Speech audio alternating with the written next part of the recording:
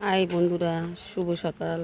তোমরা কেমন আছো? তোমাদের ওখানে বৃষ্টি হচ্ছে বন্ধুরা? আমাদের এখানে তো বৃষ্টি দুদিন ধরে শুরু হয়েছে, আমার নাম করছে না।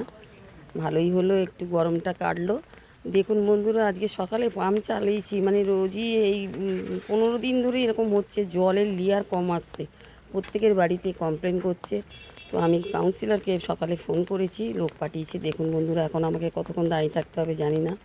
এই দেখুন, পাম্পে সব কিছুই ঠিক আছে, জানি না কি ব্যাপার হয়েছে।